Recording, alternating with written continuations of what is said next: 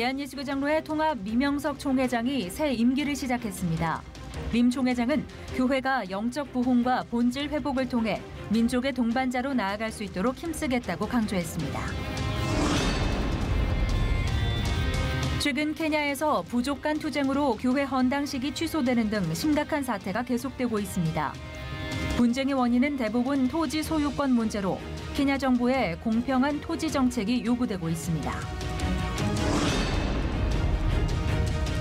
일본 선교단체의 파송을 받아 한국의 1호 선교사로 활동하는 박윤수 목사. 일본 비전교회를 통해 한국과 일본을 오가며 한국 내 일본인 복음화에 앞장서고 있습니다.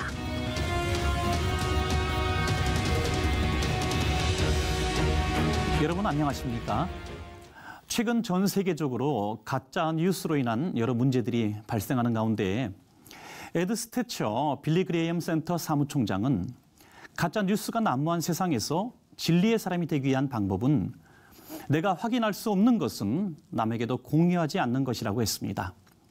참과 거짓을 판단하기 어려운 세상을 살고 있습니다. 그러나 진실은 내가 믿고 싶은 사실이 아니라 확인되고 증명할 수 있는 일이어야 한다는 것, 이것만은 꼭 기억해야겠습니다. 제103회기 대한예수교 장로회 통합교단을 이끌어갈 리명석 신임 총회장이 본격 사역을 시작했습니다. 영적 부흥에 힘써 교회의 본질을 회복하고 실질적인 섬김을 통해서 민족의 동반자로 나갈 수 있도록 전력하겠다고 포부를 밝혔습니다. 김효정 기자가 전합니다. 대한예수교 장로회 통합 신임 총회장으로 추대된 리명석 목사는 이번 회기 중점 사역으로 영적 부흥, 자립 대상 목회 지원, 반기독교적인 세력으로부터 교회 가치 수호를 꼽았습니다. 림 총회장은 한국 교회가 영적으로 부흥해야 민족을 섬기는 사명을 감당할 수 있다며 100여 년 전 3.1운동을 주도했던 선조들처럼 영적으로 무장해야 한다고 강조했습니다. 인구의 1.5%밖에 되지 않았지만 국가적인 그런 만세운동을 이끌어가는 교회가 된 것은 1907년에 평양 대부흥운동이 있었기 때문입니다. 영적인 힘을 가졌을 때 만세운동을 주동할 수 있었습니다. 교회가 민족의 동반자가 되어야 되는데 그러기 위해서는 먼저 영적인 부흥을 경험했으면 좋겠다. 리명석 총회장은 이를 위해 회개와 기도의 메시지를 공유하고 영적 각성을 위한 기도운동을 전개해 나갈 것이라고 밝혔습니다. 림 총회장은 이와 함께 교단 내의 연약한 교회를 도와야 한다며 미자립교회의 자립을 위해 재정 지원뿐 아니라 개별 멘토링 시스템을 도입하겠다고 말했습니다. 이제 네트워크 모임을 소개해서 각 노회가 이제 선배 목사님 한 분이 한 4교회 정도 후배 목사님들 또 지원받는 교회 목사님들과 함께 5분이 한 달에 한 번씩 모임을 가지면서 네트워크 모임을 하면서 목회 멘토링을 통해서 그분들의 사역을 이해하고 또 실질적인 전도 활동을 도와주는.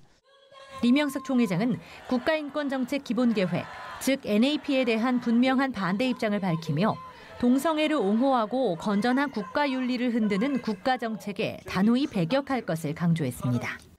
법적으로 무슨 극단적인 이슬람이나 또 이단에 대해서도 우리가 바른 비판을 할 수 없게 되기 때문에 우리가 기독교에서는 이것을 반대하고 있고, 이제 저희 교단은 지난번 총회에서 NAP를 반대하는 결의를 했고 성명서를 발표했습니다. 그 동성애를 반대하는 NAP를 반대하는 서명운동을 전개할 예정으로 있습니다.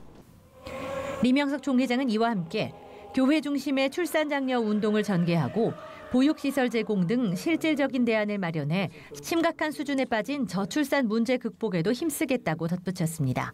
시채널 뉴스 김효정입니다. 대한예수교 장로회 고신 68회 총회에서는 신임 총회장으로 연산중앙교회 김성복 목사가 취임했습니다. 예장 고신 김성복 총회장은 교회가 사회를 향해 제 목소리를 못 내고 있는 이 시대에 거룩함과 화평으로 나아가 본질을 회복할 것을 강조했습니다. 조홍연 기자가 보도합니다. 대한민국이 새로운 아침을 맞이하던 시절 성실히 하루의 시작을 알렸던 동네 교회당의 새벽 종소리. 어릴 적 그 소리를 듣고 자라왔던 김성복 신임 총회장은 이제는 교회가 내는 소리를 더 이상 반가워하지 않는 이 시대에 안타까움을 감추지 못합니다. 김 총회장은 한국교회가 교회의 본질인 빛과 소금의 역할을 감당할 수 있도록 거룩과 순결을 간직해야 한다며 한국교회가 130년을 걸어오면서 만든 분열의 역사를 청산하고 화평을 회복해야 한다고 강조했습니다.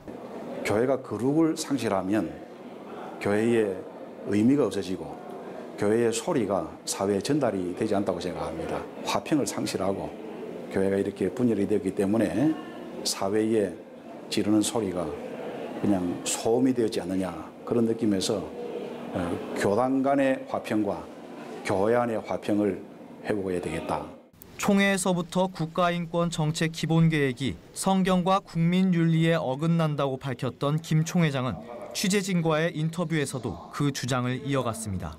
김 총회장은 성소수자만을 위한 인권 옹호 문제보다 사회의 질서 수호 문제가 더욱 중요한 것이라며 인류 보편 문화와 하나님의 법을 지키는 가장 아름다운 일을 교회가 앞장서서 사회에 소리를 지르고 깨우침을 주어야 한다고 밝혔습니다. 인류 문화와 또 하나님의 법을 지키는 것이 가장 아름다운 것이고 그것이 우리 인류의 존재 그 자체이기 때문에 이 교회가 여기서는 앞장서서 소리를 지르고 깨닫지 못하는 사람들에게는 깨우침을 주어야 된다고 그렇게 생각합니다. 이와 함께 김 총회장은 다음 세대 문제에 대해 자라나는 아이들에게 더욱 친근하고 위압적이지 않은 교회 교육이 필요하다고 주장했습니다. 그는 다음 세대에게 하나님의 법과 말씀이 바로 우리의 행복을 위한 것임을 일깨워주고 가정신앙교육과 교회 교육이 잘 연계될 수 있는 교육 콘텐츠를 만들고자 한다고 말합니다. 우리 교단에는 이 총회교육원이라고 하는 좋은 기관이 교재를 잘 개발하고 있는데 학생들이 그런 점에 부담 없이 잘 받아들일 수 있도록 그런 교재 개발과 가정의 신앙교육과 이런 것들을 교회가 잘 연결을 할 수 있도록 해야 되겠다, 이런 생각을 가집니다. 김성복 총회장은 스마트보트로 선진적인 선거를 보여줬던 이번 고신총회가 서로가 양보하고 삼가는 성총회의 모습 또한 보여 좋은 선례를 남겼다며 이런 좋은 흐름을 다음 총회에도 계속 이어갈 수 있길 바란다고 밝혔습니다. 지채널 뉴스 조홍현입니다. MBC PD수첩이 방송한 명성교회 관련 내용에 대해서 논란이 일어나고 있습니다. 무리한 취재로 사실 보도가 되지 않았다는 건데요. 명성교회 측은 강력히 대응하겠다는 입장입니다. 계속해서 조홍현 기자입니다. 지난 9일 MBC PD수첩 측은 4년 전 명성교회의 800여 원의 이월금이 담임 목사 개인 목적의 비자금이며 이를 아들에게 물려주기 위해 목회 대물림을 감행했다는 의혹을 제기했습니다. 하지만 이는 교회의 시스템을 무시한 마녀 사냥식 편파 보도라는 지적이 거세게 일고 있습니다. PD수첩 측이 비자금이라고 보도한 해당 금액은 명성교회가 매년 2월금으로 넘긴 저축성 적립 재정에 해당하며 전액이 개인 소유가 아닌 교회 명의의 통장으로 관리되었기 때문입니다. 실제로 해당 2월금은 성전 리모델링과 경기도 하남 등의 지교회 개척, 해외 고아원 건립 등 선교 사역을 위해 사용됐습니다. 또한 소유 부동산이 1,600억 원에 달한다며 마치 담임 목사가 재산을 사유화한 것으로 보도한 내용은 재산을 지키기 위해 아들에게 세습했다는 것을 기정사실화하기 위한 편향적 의도로 풀이됩니다. 의혹이 제기된 부동산은 역시 개인의 소유가 아닌 지교회 예배처와 전국의 기도원, 수양관, 그리고 지역사회와 교회를 섬기기 위한 시설로 사용되고 있는 상황입니다. 또 현재 해당 교회의 재정 운용 절차상 이와 같은 공공의 목적으로 사용되는 이월금과 부동산을 일부 개인의 사적인 용도나 상속이나 양도 등 사사로운 용도로 유용하는 것은 거의 불가능합니다. 보도 내용 중 담임 목사를 권력 지향, 우상화로 몰아붙이는 것 역시 개인의 명예훼손을 넘어 한국교회 전체에 대한 부정적 여론을 불러일으킬 수 있다는 문제도 있습니다. 또 목회자 등에게 돈이 오갔다는 내용 역시 대표성을 띠지 못하는 일부 개인의 정황적 추측에 불과하며 실제로 돈이 오간 내역이나 증거가 없고 추후 해당 금액이 어떻게 활용됐는지에 대한 보도가 전무하다는 것도 문제입니다. 결국 증거나 결론이 없는 의혹만 제시해서 특정 교회와 한국교회 전체에 대한 부정적 여론 형성만을 목적으로 한 채 공영방송이 가져야 할 객관적이고 공적인 사회의 선이나 보도의 목적은 전혀 달성하지 못했다는 지적도 피할 수 없게 됐다는 반응입니다. 한편 명성교회는 이번 보도가 교회의 특수성을 고려하지 않고 편향적 여론몰이를 함으로써 교회와 교인의 명예를 심각하게 훼손했다고 보고 이에 대한 법적 대응을 검토하겠다고 밝혔습니다. C채널 뉴스 조홍현입니다. 이어서 그 밖에 교계 소식 전해드립니다.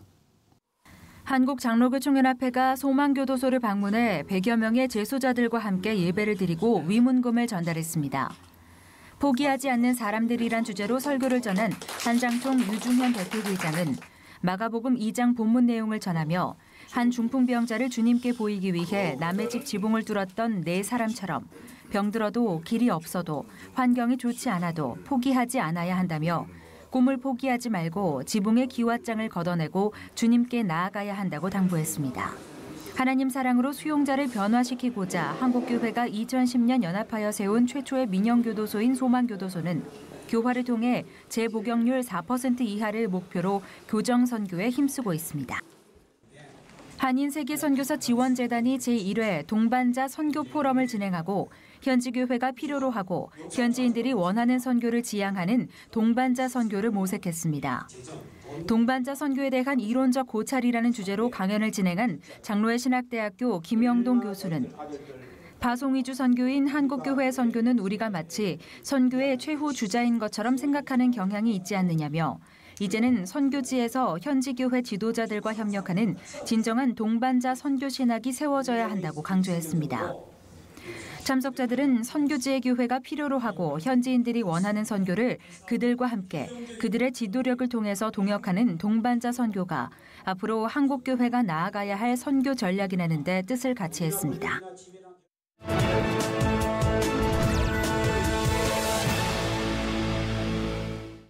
아프리카의 국가들 중 부족 간의 싸움이 치열하기로 소문난 나라가 바로 케냐입니다.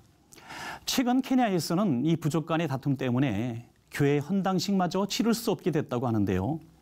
케냐 현지 강인중 선교사님 연결해서 자세한 말씀 들어보겠습니다. 선교사님, 최근 진행하기로 했던 교회 헌당식이 취소되는 사태가 있었다고요? 네, 그렇습니다. 케냐의 북서쪽 마사이 부족의 중심지인 나록 지역에 있는 마우 포레스트 지역에서 지난 9월 초부터 마사이 부족과 킵시기 부족, 그리고 오키에 부족 간의 종족 싸움이 일어났습니다. 이로 인해 많은 사람들이 죽고 살고 있는 집들이 불탔으며 시한이 어려워지고 또 이곳에 한국 교회 지원으로 세워진 교회가 있었는데 예정된 교회 헌당식을 취소하게 되었습니다.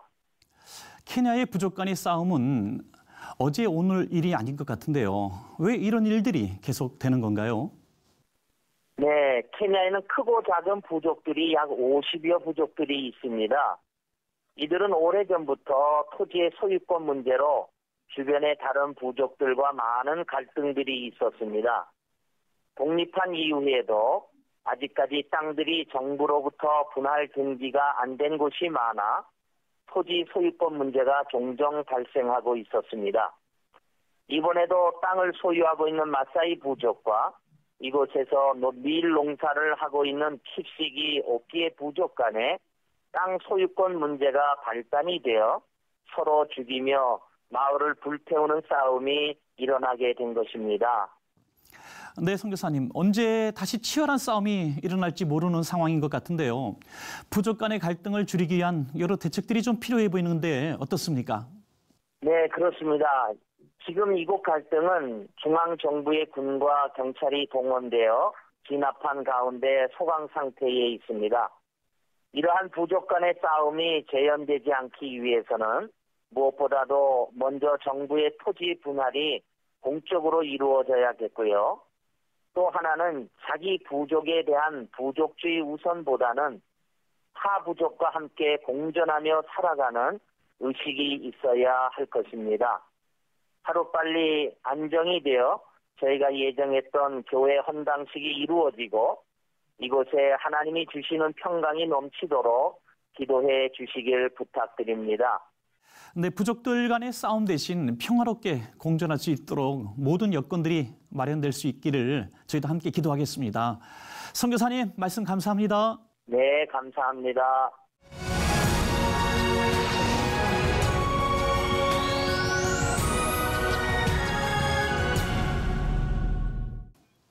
한국인이지만 일본에서 파송을 받아 한국 내 일본인들을 위해서 헌신하고 있는 선교사가 있습니다. 바로 일본 비전교회 박윤수 목사인데요. 스튜디오에 모시고 말씀 나누겠습니다. 네, 선교사님 안녕하십니까? 네, 안녕하세요. 네, 반갑습니다. 네, 감사합니다. 네, 일본 비전교회는 한국 내 일본인들을 위해서 만들어졌다고 들었습니다. 네, 그렇습니다. 종로 5가에 있는데요. 제가 한국에 올 때 일본인들이 예배드리는 교회가 있으면 좋겠다는 생각이 들었었습니다. 네네. 근데 막상 한국에 와서 보니까 한국에는 20여 군데, 특히 대형 교회에서 일본어 예배를 드리고 있더라고요. 네네. 예를 들면 순복음교회라든지 사랑의 교회라든지 그리고 지구촌교회, 온누리교회, 또 오륜교회, 그리고 세종안교회에서도 지금 예배를 드리고 있는데요. 네. 저희들은 기도하면서 아직 일본에서 교회에 가본 적도 없는 그러한 사람들을 만나서 전도하는 것인가 보다. 이렇게 좀 방향은 바뀌었습니다마는 한국에서도 일본을 사랑하고 또 뜻과 사명이 있는 분들이 함께 모여서 일본인과 한국인들이 함께 예배드리고 있습니다. 네, 그렇군요. 특별히 비즈니스를 통해서 복음을 전하고 계시다고요? 네. 제가 일본에 살면서 또 일본 기업을 경영하면서 비즈니스 세계에 오랫동안 있었습니다. 처음에 선교사로 헌신하면서 그러한 것 모두 내려놓아야 되는 줄 알았는데 지금 시대가 비즈니스 에즈 미션, 그러니까 뱀이라고도 하고 밤이라고 하는 이러한 것들에 대한 새로운 생각이 들었습니다. 네네. 그리고 또 한국에 있는 분들 만나려면은 아직 교회 가본 적도 없는 분들이 비즈니스로 접촉하지 않으면 안 되는 그 저촉정도 있죠. 네네. 그래서 기도하면서 준비하는 중에 또 한국 분들이 일본에 많이 가고 있어요. 네네. 특히 비즈니스 하는 분들이 일본에 가면은 일본 문화나 일본 환경을 알지 못하고 어려움을 많이 겪는데 그러한 분들이 함께 훈련받고 준비해서 갔으면 좋겠다는 생각으로 비즈니스 에즈 미션 제이바라고 하는 네. 선교사 훈련 단체를 하고 있습니다. 네, 그렇군요. 어떤 일엔 다 계기가 있기 마련인데요. 특별히 선교사님께서 일본 선교에 집중하게 된 계기가 있었을 것 같습니다. 예, 사실 제가 그 계기는 좀 간단하고 좀 저는 편한 생각이었어요. 네. 이 선교사의 길이 그것만은 아닌 것을 알았는데 사실은 제가 일본에 살면서 많은 일본 분들에게 사랑을 받고 또 일본에서 많은 은혜를 누렸습니다. 네. 그래서 선교사로 헌신할 때 일본에서는 외국인으로 처음 파송하는 선교사이다 보니까 많은 매스미디어들이 인터뷰도 하고 할 때 제가 그런 이야기를 했죠. 저는 일본 사람에게 사랑을 많이 받았습니다. 네. 한국에 가서 일본인들에게 그 사랑을 온가이시라고 하는 일본말이 있는데 은혜를 조금이라도 갚고자 하는 이런 마음이 있습니다. 네. 그러한 단순한 마음으로 한국에 왔지만 막상 와서 보니까 쉬운 일만은 아니네요. 그렇군요. 정말 말씀 듣고 보니까 특별한 교회인 것 같습니다. 보통 우리 한국에서 해외로 선교사님들을 파송하고 이렇게 후원하는데 우리 선교사님은 일본 교회에서 파송을 한국으로 받으셨어요. 예. 정말 특별한 사례인데 그렇다면 파송하신 그 일본 교회와도 밀접한 관련이 있을 것 같습니다. 예, 그렇습니다.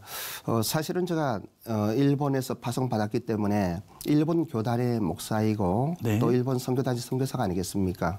한국에 와서 한국 교단과의 관계도 없을 뿐더러 또 한국 교회와 이란 특별한 인맥이 없다. 네. 이러한 가운데 한국 교회 지원도 없고 좀 외롭고 힘든 부분이 있었습니다. 네네. 하지만은 우리가 지금 하고 있는 자판 비즈니스 에즈 미션 아카데미 우리는 제이바라고 부르고 있는데 네네. 평화 한국과 함께 하고 있습니다. 네. 그곳에 강사로 오시는 일본 목회자들 그리고 또 전문인들 변호사님들이나 기업인들이 전혀 비용을 우리가 부담하지 않고 자비량으로 항공비 그리고 또 호텔비까지 되면서 와서 강의를 해주고 있어요. 네. 뿐만이 아니고 일본에서 이제 목회자들이 우리가 종로 5가에 있다 보니까 교통이 좋지 않습니까? 네네. 그래서 이제 쉬는 오아시스가 되었으면 좋겠다 네. 하는 마음으로 있는데 한국에 찾아오시는 많은 크리스천들 목회자들이 방문해 주시고 또 그들과 함께 교제하고 네. 그러한 것들도 참 좋은 일본 교회와의 그 관계라고 생각이 됩니다. 네, 그렇군요. 우리가 일반적으로 일본은 참 복음 전하기가 어렵다 이렇게 인식하고 있는데요. 직접 그곳에서 이렇게 또 선교사님으로 목회자로 사역하시면서 느끼신 정말 일본 기독교가 정말 큰 어려움이 있다면 어떤 어려움이 있다 이렇게 생각하십니까? 예. 사실 일본에는 한 8,000여 개의 교회가 있습니다. 무목교회도 많이 있지만은 근데 1년에 일본에서 세례받는 분들이 한 2,000여 명 되는데 네. 일본보다 해외에서 세례받는 분들이 더 많다고 해요. 그렇군요. 저도 일본에서 이제 전도 비즈니스맨 전도 활동을 하면서 그 어떤 한계를 느끼게 되었어요. 그래서 외국에 나와 있는 특히 한국에 나와 있는 일본인들에게 그러한 복음을 전하면 좋겠다 이런 생각을 하고 나왔죠.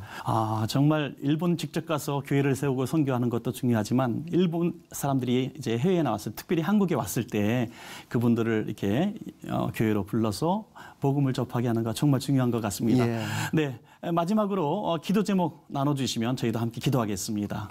예, 저희들은 종로 5가에서 원래 오전에 예배를 드렸어요. 오전 11시 예배를 드렸는데 어느 날부터 이제 한 달 조금 넘었습니다만 오후 2시에 예배 드리게 되었습니다. 제 꿈은 그 오전에 비어있는 예배 공간을 네. 청년 사역이나 참 잘하고 있는 분들이 활용을 했으면 좋겠다는 생각도 들고 네. 또 한 가지는 일본에 대한 마음 있는 분들이 많이 있지 않습니까? 네네. 일본까지 가진 못하지만은 한 달에 한두 번이라도 종로가요 저희 교회에서 함께 예배를 드리면서 섬겨 주셨으면 하는 바람이 있고요. 네.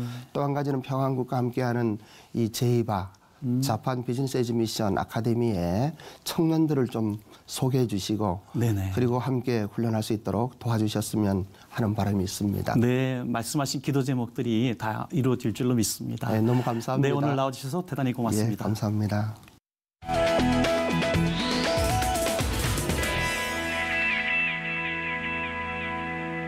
추석 연휴 이후 드문드문 있었던 휴일도 이제 모두 마무리됐습니다. 연말까지 이제 열심히 달려가는 일만 남았는데요. 그 모든 시간에 피곤치 않도록 힘주실 주님과 동행하시는 시간 되시길 바라겠습니다. 오늘 순서는 여기까지입니다. 시청해주신 여러분 고맙습니다.